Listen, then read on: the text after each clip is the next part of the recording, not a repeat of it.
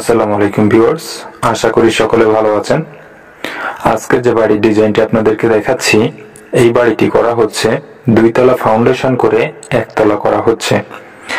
তো বাড়িটি করার জন্য কি কি করা হয়েছিল এবং বাড়ি করার ক্ষেত্রে কোন কোন বিষয়গুলো সবথেকে বেশি গুরুত্বের সঙ্গে খেয়াল রাখা প্রয়োজন, এই ভিডিওটি দেখলে আপনি বুঝতে পারবেন। তাই ভিডিওটি সম্পূর্ণ এ টু জেড দেখার অনুরোধ রইল। এবং আপনি যদি আমার চ্যানেলে নতুন হয়ে থাকেন তো চ্যানেলটি সাবস্ক্রাইব করে পাশে থাকা বেল বাটনটি অন করে রাখবেন। নতুন নতুন ভিডিও নোটিফিকেশন আপনার কাছে পৌঁছে যাবে। এবং যদি নিয়মিত সদস্য হয়ে থাকেন আমার চ্যানেলের তো অনেক অনেক ধন্যবাদ। তো বাড়িটি করা হয়েছে প্রতিটি ব্যাচ 4 ফিট বাই 4 ফিট করে এবং মাঝের দিকের ব্যাচগুলো করা হয়েছে 4 ফিট বাই 5 ফিট দৈর্ঘ্য প্রস্থ। এবং এখানে প্রতিটি কলামে ব্যবহার করা হয়েছে 16 মিলি রড, মাঝের দিকে 6টি করে ব্যবহার করা হয়েছে এবং সাইডের যে কলামগুলো 4টি করে 16 মিলি রড ব্যবহার করা হয়েছে। তো বাড়ি করার ক্ষেত্রে সব থেকে গুরুত্বের সঙ্গে খেয়াল রাখবেন যে মাটির উপর বাড়িটি তৈরি করছেন ওই মাটি দুর্বল নাকি সবল। যদি দুর্বল হয় তাহলে আপনাদের কিছু করণীয় থাকবে। তো সেটি হলো মাটির গভীরতা বেশি করতে হবে প্রতিটি ব্যাজের, এবং ধুলাবালু ভরাট করতে হবে এবং পানি টিউরিং করতে হবে যথেষ্ট পরিমাণ। এটি করার পরে বালিটি যখন সুন্দরভাবে গেঁথে যাবে তার উপর আপনার ইটের সোলিং করতে হবে এবং সোলিংটি করার আগে পলিথিন ব্যবহার করতে হবে। এটি করার কারণে যে সিসি ঢালাইটি হবে অর্থাৎ ব্যাজ ঢালাইটি দীর্ঘস্থায়ী হবে বেশি। তো এভাবে করে আপনার মাটি দুর্বল থাকলে সবল করে নিতে হবে। অন্যথায় যেটি হবে, যদি সাধারণ ভূমিকম্প হয় তো সেই ক্ষেত্রে ওয়ালে ফাটল আসবে এবং গ্রেড ভীমে দুর্বল করে নেবে। তো এই সাধারণ বিষয়গুলো যদি আপনি আগে থেকে না করে রাখেন তো পরবর্তী সময়ে আপনার চোখের সামনে সমস্যা হতে লাগলেও আপনার কিছু করণীয় থাকবে না। যার কারণে এই বিষয়গুলো সব থেকে বেশি গুরুত্বের সঙ্গে খেয়াল রাখবেন। এবং বাড়ি করার সময় আরো যে বিষয়গুলো খেয়াল করার প্রয়োজন হবে, তো সাধারণ মনে হতে পারে আপনার কাছে, কিন্তু এটি অনেক বেশি গুরুত্বপূর্ণ। যেমন ঢালাইয়ের যে কভারিং, রড থেকে ঢালাইয়ের বাইরের দিকে কতটা কভারিং প্রয়োজন হয়। তো আপনার সবসময় খেয়াল রাখতে হবে যে মাটির নিচের যে ঢালাইগুলো হয় তো এই ঢালাইগুলোতে 3 ইঞ্চি কভারিং রাখতে হয়, এবং মাটির উপরে যে ঢালাইগুলো হয় তো এই ঢালাইগুলোতে 1.5 ইঞ্চি কভারিং রাখতে হয়। তো ভিউয়ার্স, এই যে বাড়িটি করা হচ্ছে এই বাড়িটি সম্পর্কে একটি যথেষ্ট আইডিয়া এবং ধারণা পাবেন। তো এখানে বাড়িটি ফোর্সটি দেখেন, ফোর্সটিতে রয়েছে 7 ফিট বাই 5 ফিট দৈর্ঘ্য প্রস্থ, এবং এখানে রয়েছে বেডরুম। তো বেডরুম রয়েছে 12 ফিট বাই 10 ফিট এবং বারান্দা রয়েছে এখানে 12 ফিট বাই 4 ফিট। অপর সাইডে যে বেডরুমটি রয়েছে এটি রয়েছে 13 ফিট বাই 10 ফিট এবং বারান্দা করা হয়েছে এখানে 13 ফিট বাই 4 ফিট। তো বাড়িটিতে রয়েছে মোট 4টি বেডরুম। তো এই যে বেডরুমটি করা হয়েছে এটি রয়েছে 12 ফিট বাই 10 ফিট 4 ইঞ্চি, এবং এখানে রয়েছে স্টার রুম। তো স্টার রুমটি রয়েছে সর্বমোট 13 ফিট বাই 6 ফিট 4 ইঞ্চি। তো একটা সাইড রয়েছে 4 ফিট, যার কারণে এখানে স্পেসটি দেখতে পাচ্ছেন এভাবে।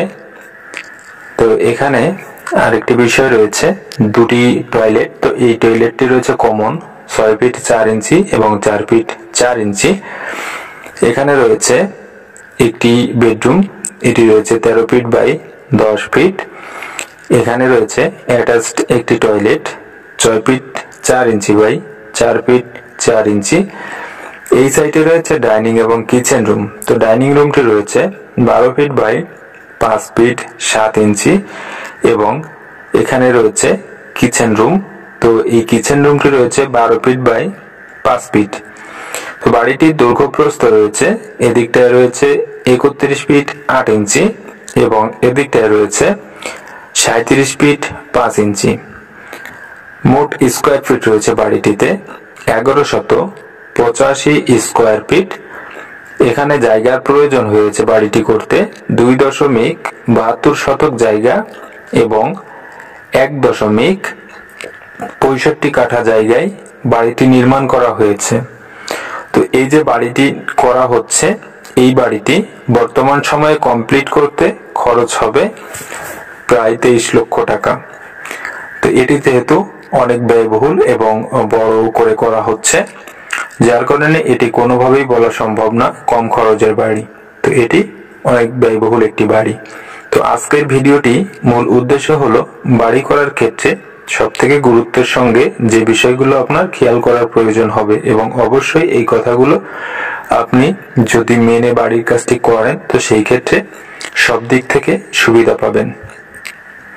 তো ভিউয়ার্স, আপনারা যখন বাড়ি করবেন আরসিসি ফাউন্ডেশন, তখন অবশ্যই যেমন কভারিং এর দিকে খেয়াল রাখতে হবে, আর একটি বিষয় আছে, সেটি হলো যদি আপনি 2 তলা করার চিন্তা করে থাকেন তো সেই ক্ষেত্রে প্রথম তলার ছাদ বাধ্যতামূলকভাবে 5 ইঞ্চি হাইট করে ঢালাই দিতে হবে, অর্থাৎ 5 ইঞ্চি পুরো করে।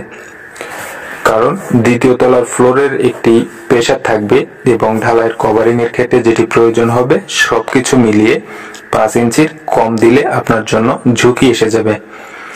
তো যদি শুধুমাত্র একতলা বাড়ি করেন তো সেই ক্ষেত্রে আপনি 4 ইঞ্চি ছাদ ঢালাই দিতে পারবেন, তো সেখানে কোনো সমস্যা থাকার কথা নয়।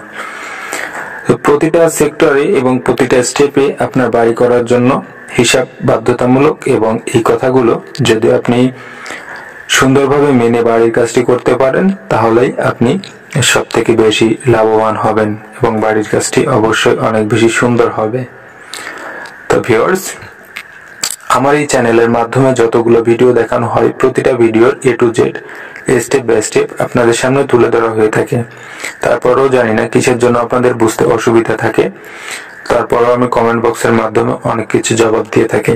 তো আজকের এই যে ভিডিওটি আপনারা দেখতে পাচ্ছেন, এই ভিডিওটির বিষয়ে যদি আপনার কোনো মতামত থাকে তো অবশ্যই কমেন্ট বক্সে জানাতে ভুলবেন না, এবং সঠিক জবাবগুলো আমাদের চ্যানেলের মাধ্যমে পেয়ে যাবেন।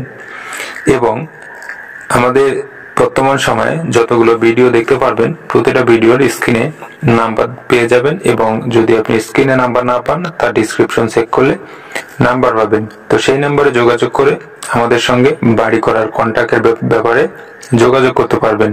এবং যদি আপনি খুলনা অথবা বাগেরহাটের ভেতর বাড়ির কন্ট্যাক্ট দিতে চান তো সেই ক্ষেত্রে আমরা সর্বনিম্ন মূল্যে বাড়ির কাজের কন্ট্যাক্ট নিতে পারবো, এবং যদি এর বাইরে আপনি বাড়ির কন্ট্যাক্ট দিতে চান তো সেই ক্ষেত্রে আমাদের কেয়ারিং সহকারে অনেক কিছু বহন করা লাগবে, তো সেই ক্ষেত্রে আপনার কন্ট্যাক্টই বেশি আসবে। তো সবকিছু ভেবে চিন্তে আমাদের সঙ্গে যোগাযোগ করতে পারেন। তো ভিউয়ার্স, এই ছিল আজকের আপনাদের জন্য বাড়ির ডিজাইন এবং পরামর্শ। তো ভিডিওটি যদি ভালো লাগে তো লাইক, কমেন্ট, শেয়ার করতে ভুলবেন না, এবং সম্পূর্ণ ভিডিওটি দেখার জন্য অনেক অনেক ধন্যবাদ। ভালো থাকবেন, সুস্থ থাকবেন। আসসালামু আলাইকুম।